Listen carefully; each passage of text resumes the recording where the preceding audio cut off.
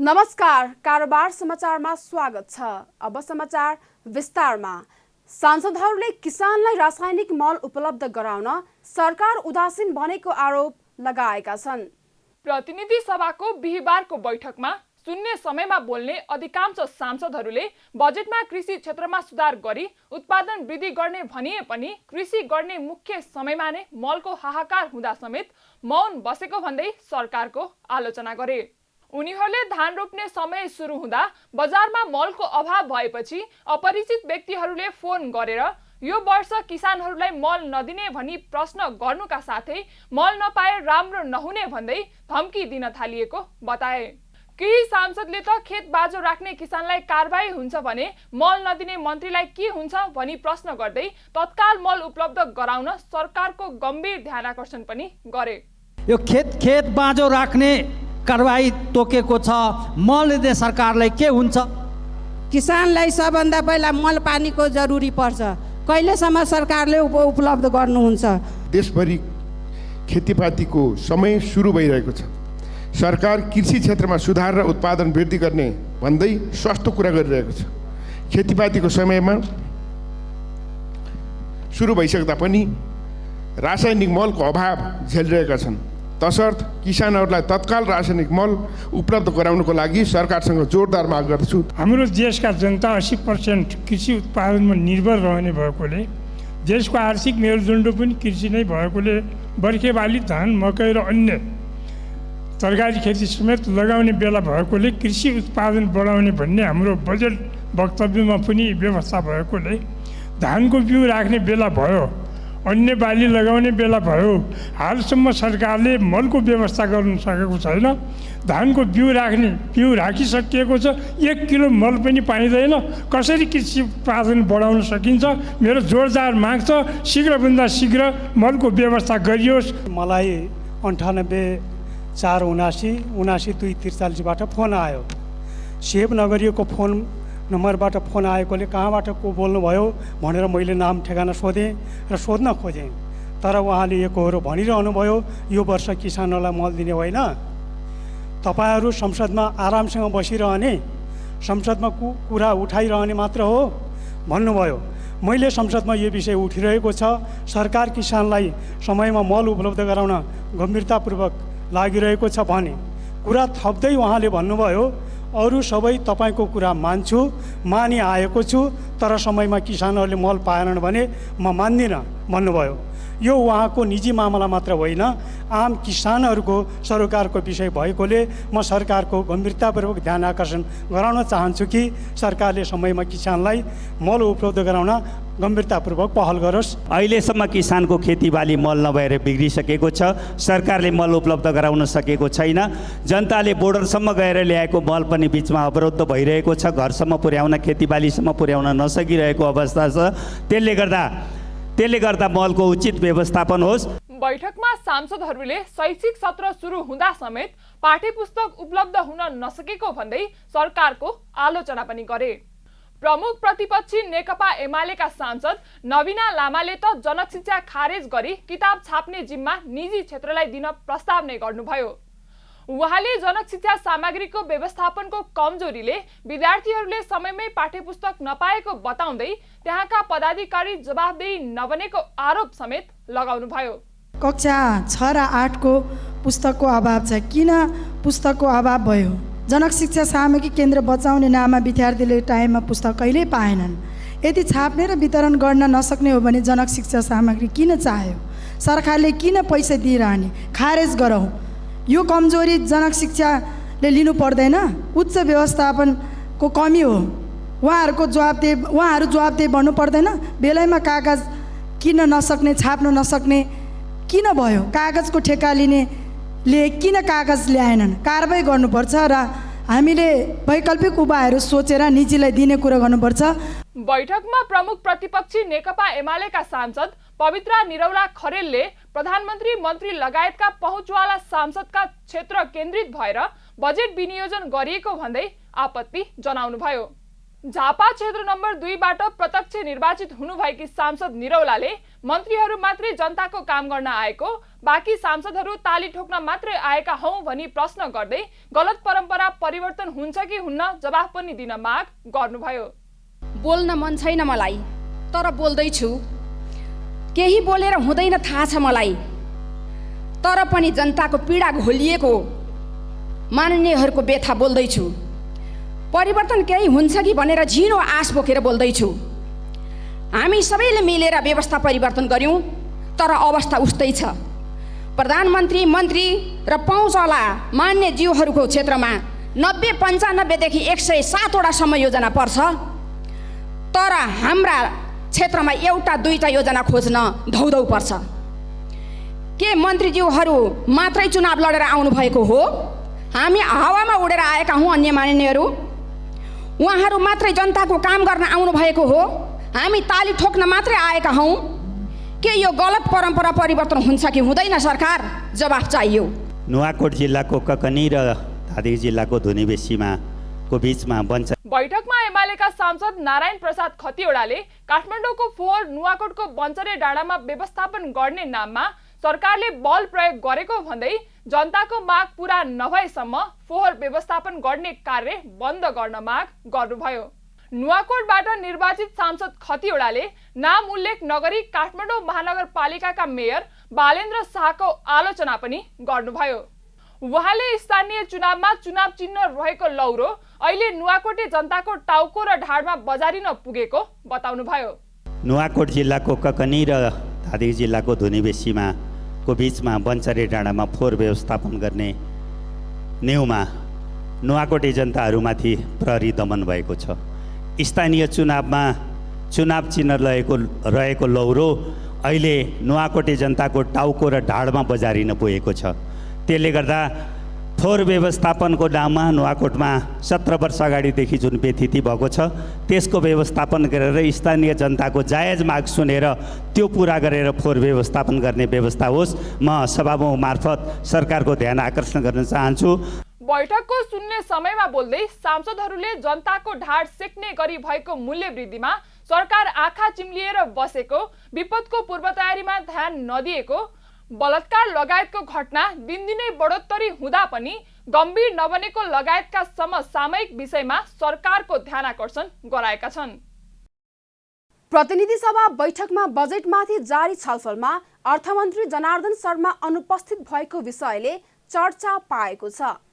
अर्थ मन्त्रालयको खर्च कटौतीको प्रस्ताव पेश गर्न र बजेटको विषयगत छलफलमा आफ्नो धारणा राख्न रोस्टममा उभिएका नेकपा एमालेका सांसद भीम रावलले अर्थमन्त्री अनुपस्थित भएको बारे प्रश्न उठाउनु भएको हो।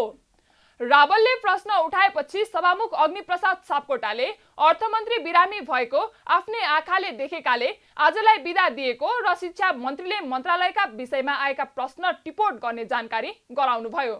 त्यसपछि रावलले बजेट बनाउने थकानका कारण पनि अर्थमन्त्री बिरामी परेको हुन सक्ने भन्दै अर्थमन्त्रीको स्वास्थ्य लाभको कामना गर्दै व्यङ्ग्यात्मक शैलीमा आजै राम्रो अस्पतालमा लगेर आजै ठिक बनाएर जानकारी दिन आग्रह गर्नुभयो।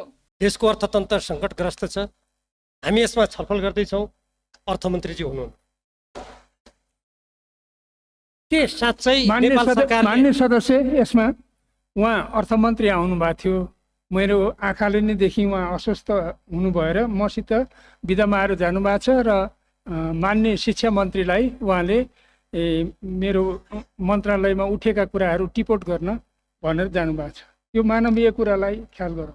अब सम्मान्य सभामुख महोदयबाट मेरो समय गणना भएको छैन। सम्मान्य सभामुख महोदय, सम्मान्य सभामुख महोदयबाट अब मानवीय दृष्टिकोणबाट अब बजेट बनाउनलाई थकाइ पनि लाग्यो होला, के भयो कसो भयो उहाँलाई विश्वास छ भन्दाखेरि म यो सदनबाट प्रतिनिधि सभाको सदस्यको हैसियतले माननीय अर्थमन्त्रीजीको सुस्वास्थ्यको कामना गर्न चाहन्छु। उहाँलाई काठमाडौँको सबैभन्दा राम्रो अस्पतालमा लगेर यो बजेटमा उठेका प्रश्नको जवाब दिने गरी उहाँको आजै उहाँलाई अस्पतालमा लगेर उहाँको स्वास्थ्य राम्ररी परीक्षण गराई उहाँलाई स्वस्थ बनाई हामीलाई जानकारी गराइयोस् भनेर म हार्दिक अनुरोध गर्न चाहन्छु। सांसद रावलले विनियोजन विधेयक अन्तर्गत अर्थ मन्त्रालय शीर्षकको खर्च रकमलाई घटाई 1 रुपैयाँ गरियोस् भनी खर्च कटौतीको प्रस्ताव प्रतिनिधि सभाको बैठकमा प्रस्तुत गर्नुभएको हो। प्रमुख प्रतिपक्षी एमालेले आजको बैठकमा रक्षा, शिक्षा र खानेपानी मन्त्रालयको खर्च कटौती गरेर 1 रुपैयाँ कायम गर्न प्रस्ताव पनि गरेको छ। आगामी आर्थिक वर्षको बजेटलाई लिएर सांसदहरूले सरकारको चर्को आलोचना गरेका छन्। प्रतिनिधि सभाको बिहीबार बसेको बैठकमा खास गरी शिक्षा, खानेपानी र अर्थ मन्त्रालयका योजनालाई लिएर सांसदहरूले तीव्र असन्तुष्टि जनाएका हुन्। सांसदहरूले शिक्षालाई निशुल्क गर्न नसके शिक्षा, विज्ञान तथा प्रविधि मन्त्रालयको आवश्यकता नरहेको जिकिर समेत गरेका छन्। नेपाल मजदुर किसान पार्टीका सांसद प्रेम सुवालले माध्यमिक तहका साथै विश्वविद्यालयको शिक्षा पनि निशुल्क हुनुपर्ने बताउनुभयो। उहाँले तराईका जनताले आर्सेनिकयुक्त खानेपानी खानुपर्ने स्थितिमा खानेपानी मन्त्रालयको पनि औचित्य नभएको बताउनुभयो। यसका साथै देशखाती एमसीसी सम्झौता गर्ने अर्थ मन्त्रालयको औचित्य समेत नरहेको जिकिर गर्नुभयो। शिक्षा, विज्ञान तथा प्रविधि मन्त्रालयले मावि शिक्षा निशुल्क र अनिवार्य विश्वविद्यालय शिक्षा निशुल्क नगर्ने हो भने यो मन्त्रालयको आवश्यकता छैन। ठगी गरिरहेका विदेशी विश्वविद्यालयका कलेजहरूको सञ्चालन अनुमति खारेज नगर्ने हो भने यो शिक्षा मन्त्रालयको आवश्यकता छैन। भक्तपुर नगरपालिकाले खोपो विश्वविद्यालय विधेयक पास गराएर 10-15 लाखमा एमबीबीएस कक्षा सञ्चालन गर्छौँ भनेर भनिरहँदा पनि यो विधेयक पारित गर्दैन भने शिक्षा मन्त्रालयको औचित्य छैन। 80 लाख करोडमा एमबीबीएस पढाउनको लागि शिक्षा मन्त्रालय हो, त्यसकारण यो शिक्षा मन्त्रालयको औचित्य छैन। तराईका जनताले खानेपानी मन्त्रालय अन्तर्गत तराईका जनताले आर्सेनिक पानी खानुपर्ने स्थिति यथावत छ, त्यसकारण खानेपानी मन्त्रालयको औचित्य छैन। भक्तपुर जिल्लाको खानेपानी स्रोत बागेश्वरी भङ्गेरी डाँडाको बहाल वन मासेर खेलकुद मैदान बनाउने न्युमा जङ्गल फडाने गरी खानेपानीको स्रोत बिगार्नेहरूलाई अहिलेसम्म कारबाही गरे भएको छैन। खानेपानी मन्त्रालयको औचित्य कहाँ छ? अर्थ मन्त्रालय देशघाटी एमसीसी सम्झौता गर्ने अर्थ मन्त्रालयको औचित्य छैन। बैठकमा राष्ट्रिय जनमोर्चाकी सांसद दुर्गा पौडेलले सरकारको नीति तथा कार्यक्रममा विश्वविद्यालयलाई अनुसन्धानमूलक बनाउने ठोस कार्यक्रम नआएको बताउनुभयो। उहाँले सरकारी तहबाट नै निजीकरण र व्यापारीकरणलाई प्रोत्साहन गर्ने गरी नीति ल्याइएको आरोप लगाउनुभयो। शिक्षालाई समय अनुकूल वैज्ञानिक बनाउने योजना सरकारसँग नरहेको उहाँले उल्लेख गर्नुभयो। नीति तथा कार्यक्रममा शिक्षा क्षेत्रलाई व्यवस्था गरिएको उल्लेख गर्दै उहाँले यसो गरेमा शिक्षा क्षेत्र तहस नहस हुने ठोकुवा समेत गर्नुभयो। त्यो विश्वविद्यालयलाई अनुसन्धानमूलक बनाउने कुनै कार्यक्रम ठोस ल्याउन सकेको छैन। निजीकरण, यो व्यापारीकरण र माफियाकरण रोक्ने कुनै ठोस योजना छैन। सबैभन्दा बढी त्यहाँनिर त्यो कार्यक्रमहरूलाई रोक्ने किसिमको आउनुपर्ने ठोस कार्यक्रम आउन सकेको छैन। सरकारी तहबाटै नै निजीकरण र व्यापारीकरणलाई प्रोत्साहन गर्ने गरी आएको नीतिले गर्दाखेरि संविधानमा व्यवस्था भए बमोजिम पनि माध्यमिक शिक्षालाई निशुल्क गर्ने भन्ने कुराहरूलाई पनि कार्यान्वयन भएको छैन र त्यसलाई त्यो नगर्दाखेरि यो अहिले पनि शिक्षालाई हेर्दाखेरि पुरानै ढाँचा परम्परावादी किसिमले नै अगाडि बढिरहेको छ। परिस्थिति समय कहाँ पुगेको छ, शिक्षालाई वैज्ञानिकरण कसरी गर्ने, त्यो वैज्ञानिकरण गर्नको निम्ति त्यो प्रकारको योजना, त्यो प्रकारको ठोस कार्यक्रम अहिले पनि आउन सकेको छैन। उही पुरानै ढाँचामा पुरानै प्रक्रियामै अहिले पनि त्यसरी नै रोकिएको अवस्था छ। यता प्रमुख प्रतिपक्षी दल नेकपा एमालेका सांसदहरूले पनि बजेटमा दिशाहीन कार्यक्रम मात्रै रहेको भन्दै आलोचना गरेका छन्। एमालेका सांसद यज्ञराज सुनुवारले संघीय शिक्षा ऐनको अभावमा विश्वविद्यालय र विद्यालयहरू अस्तव्यस्त बनिरहेको बताउनुभयो। उहाँले त्रिभुवन विश्वविद्यालयमा सरकारकै संरक्षणमा तालाबन्दी गरिएको आरोप लगाउनुभयो। आज संघीय शिक्षा ऐनको अभावमा हाम्रो विश्वविद्यालयहरू, हाम्रा विद्यालयहरू अस्तव्यस्त बनिरहेका छन्। आज सिटिभिटी एकातिर दौडिरहेको छ, त्यसै गरी विश्वविद्यालयहरू आफ्नै ढङ्गले सञ्चालन भइरहेका छन्। यस्तो परिस्थितिमा संघीय शिक्षा ऐन आवश्यकता थियो, तर शिक्षा मन्त्रालयले, सरकारले यसतर्फ कुनै ध्यान दिएको ठहरिएको छैन। आज सरकारको नीति तथा कार्यक्रममा विश्वविद्यालयलाई सेन्टर अफ एक्सलेन्सको रूपमा विकास गर्ने भन्ने उल्लेख गरिएको छ, तर यहाँ मान्यज्यूहरूले पनि कुरा उठाइसक्नु भएको छ।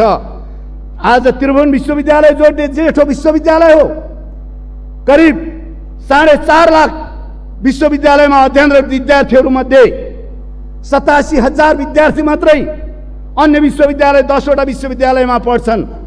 बाँकी करिब 82% भार एक्लै बेहोरेको विद्यार्थीको भार एक्लै बेहोरेको त्रिभुवन विश्वविद्यालय विगत 5 महिनादेखि तालाबन्दीको अवस्थामा छ। सुनिँदैछ आन्दोलनकारीहरूलाई अन्त रोकिन्छ, तर त्यहाँ आन्दोलनकारीहरूलाई प्रहरीको स्कटिङमा तालाबन्दी गराउन पुर्याइन्छ र फेरि विश्वविद्यालयको गेटसम्म लिएर सुरक्षित रूपमा आफ्ना घरतर्फ पठाइन्छ। एमालेका अर्का सांसद डाक्टर सूर्य पाठकले सरकारका मन्त्रीहरूको संसदप्रति जवाफदेहिता नभएको बताउनुभयो।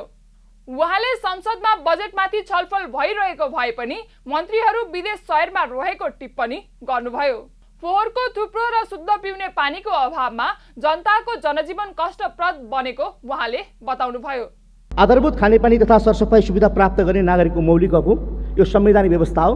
तर दुर्भाग्य आजसम्म नागरिकहरू यो अवसरबाट वञ्चित हुनुभएको छ। अवस्था कस्तो छ भने एकातिर फोहोरको थुप्रो छ, अर्कातिर शुद्ध पिउने पानीको अभाव छ। यसबाट हामीले के बुझ्छौँ भने जनताको जीवन आज कहाँ छ, कति कष्ट पर्दछ, यो कुरा हामीले सहजै अनुमान लगाउन सकिन्छ। मन्त्री र सरकारको संसदप्रति र जनताप्रति जवाबदेही देखिँदैन।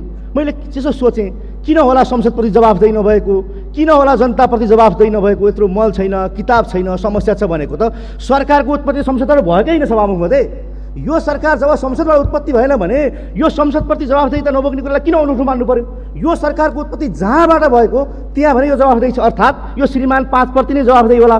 त्यसकारण संसदमा यो गैर जिम्मेवार ढङ्गले प्रस्तुत भएको कुराप्रति मैले दुःख व्यक्त गर्न चाहन्छु। अवस्था कस्तो छ भने बजेटमा छलफल छ, तर केही मन्त्रीहरू विदेशमा सयर गर्नुभएको छ। केही मन्त्रीहरू आज हो कि भोलि हो घर जाने टुङ्गै छैन। पत्रिकामा कहिले हटाइदिएको छ, कहिले कायम गरेको छ।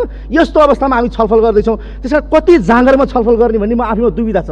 यस्तै एमालेका अर्का सांसद भीम रावलले संसदबाट एमसीसी सम्झौतालाई 12 बुँदे व्याख्यात्मक घोषणा सहित पास गरेर सो घोषणालाई सम्झौताको अङ्ग बनाइएको भनिए पनि अङ्ग बनेको पत्र नआएको बताउनुभयो। उहाँले सो पत्रको बारेमा प्रतिनिधि सभालाई जानकारी गराउन माग गर्नुभयो। के भन्नुभएको थियो? हामीले 12 बुँदे व्याख्यात्मक घोषणा गरेका छौँ। त्यो व्याख्यात्मक घोषणा त्यो सम्झौताको अङ्ग भएको छ, तर त्यसको अङ्ग भएको पत्र खै? यो जनताप्रति उत्तरदायी व्यवस्था हो कि होइन? हामी प्रतिनिधि सभाका सदस्यलाई त्यो जानकारी गराउनु पर्छ कि पर्दैन? देशव्यापी रूपमा त्यो सबभन्दा बढी बहस भएको विषय हो कि होइन? तर सरकार बेखबर छ। मानौँ त्यसबारे देशमा केही भएकै छैन। यो कुनै उत्तरदायी व्यवस्था हो र?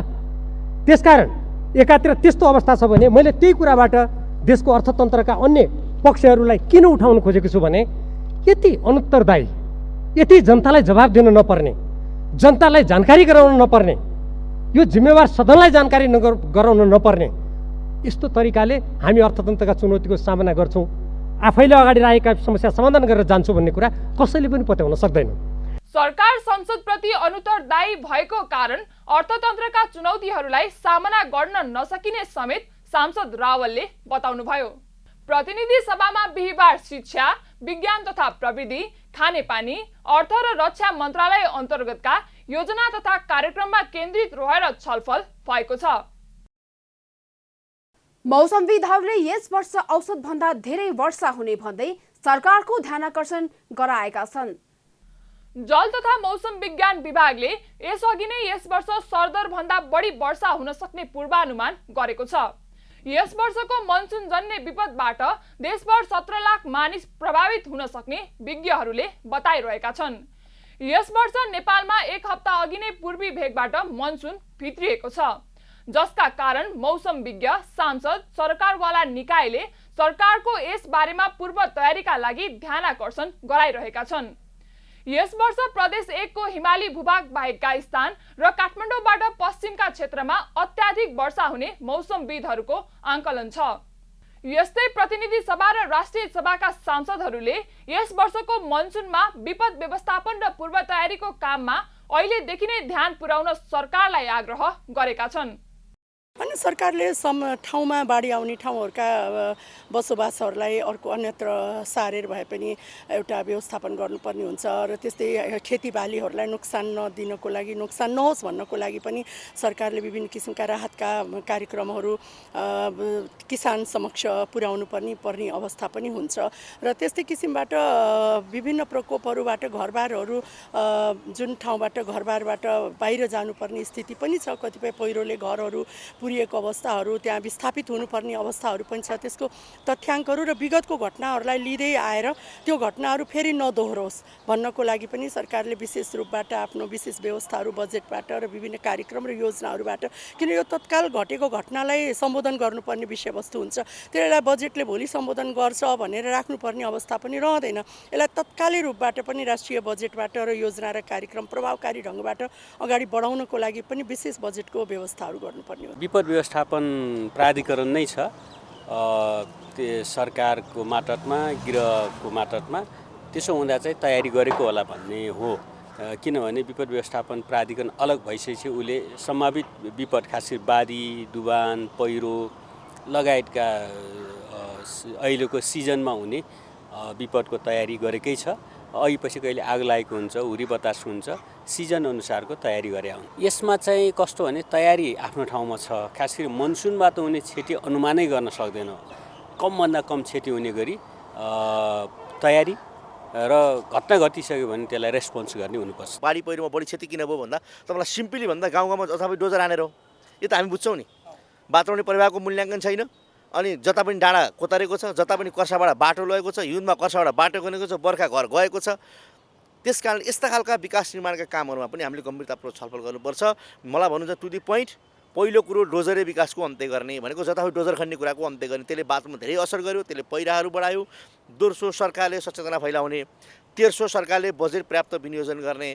चौथो, सरकारले तत्कालभन्दा तत्काल रेस्पोन्स गर्नका लागि रेस्पोन्स टिमहरू गठन गर्ने। यता जलवायु तथा विपद विज्ञहरूले यस वर्ष प्रदेश 1 को हिमाली भूभाग र मध्य प्रदेशका केही भूभागमा बाहेक अन्य बाँकी भूभागमा सरदर भन्दा बढी वर्षा हुने भएकोले बेलैमा सजग हुनुपर्ने बताएका छन्। विशेष गरी काठमाडौँबाट पश्चिमका क्षेत्रहरूमा बढी पानी पर्ने भन्दै सरकारले त्यसमा पूर्व तयारी थाल्नुपर्ने उहाँहरूको भनाइ छ। विज्ञहरूले हरेक जिल्लामा पूर्व सूचना प्रणालीको विकास गरेर र सुरक्षा निकायहरूलाई सजग गराएर राख्नुपर्ने अवस्थाको थालनी गर्न ढिलाइ नगर्न सरकारलाई सुझाव पनि दिएका छन्। अहिले लामो समयको प्रक्षेपण जुन जल तथा मौसम विज्ञान विभागले र भारतको मौसम विभागले जुन गरेको छ र साउथ एसियाको चाहिँ मनसुन फोरमले जे प्रक्षेपण गरेको छ, त्यो हेर्दाखेरि चाहिँ नेपालको पश्चिमी क्षेत्र, खास काठमाडौँबाट पश्चिमी क्षेत्र र प्रदेश 1 को हिमाली क्षेत्र बाहेक र प्रदेश 2 को केही भूभागमा अलिकता कम पर्ने र बाँकी भागमा मैले भने कर्णाली प्रदेशमा, लुम्बिनी प्रदेशमा, सुदूरपश्चिम प्रदेशमा यस वर्ष औसतभन्दा बढी पानी पर्ने, बढी वर्षा हुने प्रक्षेपण गरिएको छ। भनेपछि यो सिनारियोलाई मध्यनजर गरेर अहिलेदेखि नै जस्तो सहरी क्षेत्रमा अब ढलको अवस्था कस्तो छ, ढलको सरसफाइ गर्नुपर्ने हो कि होइन, भोलि चाहिँ डुबान नहोस् भन्ने हिसाबले पानीको निकासलाई अहिलेदेखि नै चाहिँ हामीले सोच्नुपर्ने हो कि। अब ट्रान्सपोर्टेसन हाम्रो यातायातको क्षेत्रमा चाहिँ अब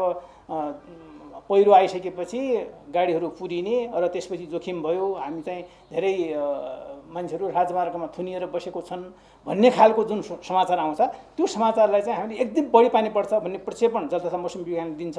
अब भोलि र पर्सि चाहिँ एकदमै अत्यधिक वर्षा हुनेछ या कुनै पर्टिकुलर ठाउँमा अहिले पछिल्लो 24 घण्टामा चाहिँ 100 मिलिमिटरभन्दा बढी वर्षा भएको छ भन्ने फोरकास्ट आयो भने हामीले त्यो क्षेत्रमा यातायात बन्द गर्ने। जलवायु तथा विपद विज्ञहरूले 753 वटा नै स्थानीय सरकारमा स्थानीय आपतकालीन केन्द्रको व्यवस्था गर्ने कुरा यनमा भनिएको भन्दै त्यसले दिएको निर्देशनको आधारमा पूर्व तयारी थाल्नु पर्ने पनि बताएका छन्। नेपाल उद्योग वाणिज्य महासंघले आफ्नो विधान संशोधन गर्ने तयारी गरेको छ। बिहिबार काठमाडौँमा नेपाल युवा उद्यमी संघ ललितपुरको प्रथम वार्षिक साधारण सभालाई सम्बोधन गर्दै महासंघका उपाध्यक्ष दिनेश श्रेष्ठले 1 वर्षपछि महासंघको विधान संशोधन हुने बताउनु भएको हो। उहाँले महासङ्घको सन् 2006 सालदेखि विधान संशोधन नभएकाले अर्को वर्ष विधान संशोधन गर्ने तयारीमा महासङ्घ रहेको बताउनुभयो। उहाँले महासङ्घको विधान संशोधन गर्दा नेपाल युवा उद्यमी सङ्घको अध्यक्षलाई स्वतः महासङ्घको सदस्य वा कार्यसमिति सदस्यको रूपमा राख्ने गरी विधान संशोधन गरिने बताउनुभयो। उपाध्यक्ष श्रेष्ठले लामो समयदेखि युवा उद्यमीलाई महासङ्घमा ल्याउनु पर्छ भनेर लागि परेकाले त्यही अनुसार संशोधन हुने प्रतिबद्धता जनाउनुभयो। 6 पछि महासङ्घको विधान संशोधन भएको छैन, तर अस्ति विधान संशोधन हुने कुरामा पनि अब मलाई लाग्छ अर्को वर्ष विधान संशोधन हुन्छ होला। त्यसमा यो जुन एनवाइएफ नेसन जुन गभर्निङ काउन्सिल छ त्यसको प्रेसिडेन्टलाई स्वतः एउटा महासङ्घमा आइदर मेम्बरको रूपमा कार्यसमितिमा आइदर पर्यवेक्षकको रूपमा कसरी हुन सक्छ, तपाईँहरूको इन्भल्भमेन्ट र तपाईँहरूसँग महासङ्घ कसरी मिलेर काम गर्न सकिन्छ अहिले भन्दा बढी भन्ने कुरो राख्नुपर्छ भन्नेमा मैले पहिलेदेखि लबी गरेका छु र यो पटक पनि लबी गर्ने म वचन यहाँ तपाईँलाई दिन चाहन्छु। युवा उद्यमी सङ्घ ललितपुर शाखाले बिहिबार नै नयाँ नेतृत्व चयन गरेको छ। युवा उद्यमी राजकरण श्रेष्ठको नेतृत्वमा 11 सदस्यीय नयाँ कार्यसमिति बनेको छ। सङ्घका नवनिर्वाचित अध्यक्ष राजकरण श्रेष्ठले युवा उद्यमी सङ्घलाई नेपालका युवा उद्यमी बन्न चाहने युवाहरूलाई सहयोग गर्ने माध्यम बनाउने बताउनुभयो। उहाँले सरकारसँग युवा उद्यमको लागि रहेका समस्या समाधान गर्ने र नीतिगत व्यवस्थामा सहजीकरण गर्ने काममा निरन्तर लाग्ने बताउनुभयो। भनेको चाहिँ नेपालका युवा उद्यमीहरूको लागि एउटा प्लेटफर्म हो। यसमा चाहिँ हामी अहिले 11वटा च्याप्टर छौँ, 7वटा प्रदेशमा छौँ, लगभग 800 जना मेम्बरको हाम्रो टिम छ। बेसिकली यसले चाहिँ नेपालमा उद्यमशीलता तपाईको उद्यमशीलतासँग जाने अरू कुराहरू जस्तो सहायताका कुराहरूलाई उद्यमीलाई सहयोग पुर्याउने एउटा प्लेटफर्म बनाएको छ। अध्यक्ष श्रेष्ठले उद्यमीहरूलाई कानुनी प्रक्रियाका बारेमा सरकारसँग मिलेर प्रशिक्षण गराउने काम सङ्घले गर्ने बताउनुभयो। बुधबार 60 अङ्क भन्दा बढी अङ्कले बढेको शेयर बजार बिहिबार भने गिरावट आएको छ। बिहिबार नेप्से परिसूचक 17.64 अङ्कले घटेर 2062.80 अङ्कमा झरेको हो। बिहिबार कारोबारमा आएका 229 कम्पनीको 41,56,000 किता शेयर 1,47,46,26 रुपैयाँ बराबरको शेयर कारोबार भएको छ। बुधबारको तुलनामा बिहिबार कारोबार रकममा गिरावट आएको छ। बुधबार 1,64,03,00,000 रुपैयाँ बराबरको खरिद बिक्री भएको थियो। बिहिबार कारोबारमा आएका 13वटै उपसमूह मध्ये 12 उपसमूहको परिसूचक नकारात्मक देखिएको छ भने 1वटा उपसमूहको सूचक सामान्य अङ्कले बढेको छ, जसमा विकास बैंक र फाइनान्स उपसमूहको सूचक सबैभन्दा धेरै घटेको छ भने व्यापार तथा प्रशोधन उपसमूहको परिसूचक 0.12% बढेको छ। नेप्से परिसूचकमा गिरावट आए पनि उपकार लघु वित्त र बलैफी हाइड्रो पावरको शेयर मूल्य उच्च अङ्कले बढेको छ। यता सिङ्गटी हाइड्रो पावरको शेयर मूल्य सबैभन्दा धेरै प्रतिशतले घटेको छ। कारोबारको आधारमा कुमारी बैंकको सबैभन्दा धेरै 6,74,00,000 रुपैयाँ बराबरको शेयर कारोबार भएको छ भने हिमालयन डिस्टिलरीको 4,32,00,000 रुपैयाँ बराबरको शेयर कारोबार भएको छ। शिक्षा विज्ञान तथा प्रविधि मन्त्री देवेन्द्र पौडेलले अपाङ्गता भएका मानिसहरूलाई दोस्रो दर्जाको हुन नदिने गरी सरकारले काम गरिरहेको बताउनु भएको छ। बिहिबार मन्त्रालयमा भएको अपाङ्गता भएका व्यक्तिहरूको समावेशी शिक्षा विषयक अन्तर्क्रिया कार्यक्रममा बोल्दै मन्त्री पौडेलले यस्तो बताउनु भएको हो। उहाँले अपाङ्गता भएकाहरूको समस्या राज्यको समस्या भएको भन्दै अपाङ्गता भएकाहरूलाई रोजगारी, शिक्षक सेवा आयोगको परीक्षाको कुरा र अनुगमनको कुरामा समावेशिताका आधारमा समावेश गर्ने प्रतिबद्धता जनाउनुभयो। मन्त्री पौडेलले सरकारमा सम्भव भएका ठाउँमा अपाङ्गता भएका व्यक्तिहरूलाई समेट्न सरकार लागिरहेको बताउनुभयो। उहाँले अपाङ्गता भएका व्यक्तिहरूको कतिपय समस्या समेट्दै गएको र बाँकी समस्या क्रमशः सरकारले समेट्ने पनि बताउनुभयो। तपाईहरुको समस्या भनेको राज्यको समस्या हो, साझा समस्या हो, आम समस्या हो र जस्तो रोजगारीको कुरा यहाँ उठाउनु भयो, शिक्षाको कुरा उठाउनु भयो, शिक्षक सेवा आयोगको परीक्षाको कुरा पनि यहाँ संक्षिप्त रूपमा राख्नुभयो, अरू कतिपय विगतमा भएको सहमतिका कुराहरू राख्नु भएको छ। यी सबै कुरालाई हामी सकारात्मक रूपमा लिन्छौँ र सम्बन्धित ठाउँमा शिक्षा मन्त्रालयको तर्फबाट पनि र अन्यत्र पनि हामीले तपाईहरुका समस्याहरू हल गर्नको निम्ति र सम्मानजनक रूपमा राज्यका सम्म भएका ठाउँहरूमा अगाडि बढाउनको निम्ति यहाँ जस्तो अनुगमनको कुरामा नै हाम्रो प्रतिनिधि हुँदा राम्रो हुन्छ भन्ने कुरा यहाँ राख्नुभएको छ। हामी म के विश्वास दिलाउन चाहन्छु भनेदेखि धेरै कुराहरू समेटिँदै पनि गएका छन् र बाँकी रहेका छुटपुट भएका कुराहरू पनि हामी समेटेर तपाईँहरूलाई खास गरी दोस्रो दर्जाको नागरिकको अनुभूति हुन नदिने गरी राज्यको तर्फबाट सम्मान गर्ने, रोजगारीमा जोड्ने, अध्ययन अध्यापनमा जोड्ने, अनुगमनमा जोड्ने, सबै ठाउँमा जोड्ने कुरामा तपाईँले राखेको कुरालाई अगाडि बढाउने विश्वास र प्रतिबद्धता म व्यक्त गर्न चाहन्छु। त्यस्तै मन्त्रालयका सचिव यादव प्रसाद कोइरालाले कस्ता अपाङ्गता भएका व्यक्तिलाई कसरी र कहाँ शिक्षा दीक्षा दिने र उत्पादन भएको जनशक्तिलाई कसरी प्रयोग गर्ने भन्ने समस्या रहेको बताउनुभयो। उहाँले यस सम्बन्धी कुनै दीर्घकालीन नीति र सोचाइ नरहेको स्पष्ट पार्नुभयो। उहाँले दीर्घकालीन नीति बनाउँदा बजारीकरण नगरी पढाएर मात्रै अर्थ नरहने पनि बताउनुभयो। हामीले कस्ता अपाङ्ग भएका व्यक्तिलाई कसरी कुन ठाउँमा शिक्षा दीक्षा दिने हो र त्यस्तै तरिकाले त्यो उत्पादन भएकालाई कसरी बजारीकरण गर्ने भन्ने कुरा हाम्रो समस्या छ। किनभने न दीर्घकालीन नीति छ न दीर्घकालीन सोचाइ छ। त्यहाँनिर दीर्घकालीन नीति बनाउँदामा चाहिँ बजारीकरण नगरिकन फेरि त पढाएर मात्र पनि अर्थ रहँदैन। त्यो कारणले गर्दा हुँदै पनि हामीले अब त्यस्तै अहिले मैले भने जस्तै चाहिँ 5 वटा 7 वटा त्यस्तै खालका विद्यालय खोल्न सक्यौँ भनेदेखि सम्भवतः त्यो ठाउँमा चाहिँ उहाँहरू भोलिका दिनमा त्यो बजारमा बिक्री हुन सक्नुहुन्छ र उहाँहरू पनि त्यो रूपमा आफूलाई प्रस्तुत गर्न सक्नुहुन्छ। होइन भनेदेखि पढ्नुहुन्छ, पढिसकेपछि फेरि त्यो घरमा गएर बस्ने अवस्था भएपछि गाह्रो हुन्छ। त्यसले गर्दा यसलाई पनि हामीले एउटा नीतिगत रूपमा अगाडिपट्टि बढाउने हामी जमर्को गर्छौँ र यसको लागि कार्ययोजना पनि अब हामीले तुरुन्तै बनाउँछौँ होला। सायद सम्भवतः कार्ययोजना बनाएपछि मात्रै हामीले यसको बारेमा चाहिँ अगाडि बढाउन सक्ने अवस्था हुन्छ। कार्ययोजनामा हामी गर्छौँ। कार्यक्रममा राष्ट्रिय अपाङ्ग महासंघ नेपालले समावेशी शिक्षाको प्रवर्धन गर्न शिक्षकहरूको क्षमता विकास, विद्यालय व्यवस्थापन समिति र अन्य सरकारवाला निकायहरूलाई अभिमुखीकरण, तालिम र अवलोकन भ्रमण जस्ता कार्यक्रममा अपाङ्गता भएकाहरूलाई पनि समावेश गर्नुपर्ने माग गरेको छ। अपाङ्गता भएका बालबालिकाको लागि पाठ्यक्रम, पाठ्यपुस्तक, सिकाइ प्रक्रिया र विद्यालय वातावरण सहज र मैत्रीपूर्ण बनाउनुपर्ने माग गरेका छन्। कारोबार समाचार सकियो। हामीलाई बिदा दिनुहोस्। नमस्ते।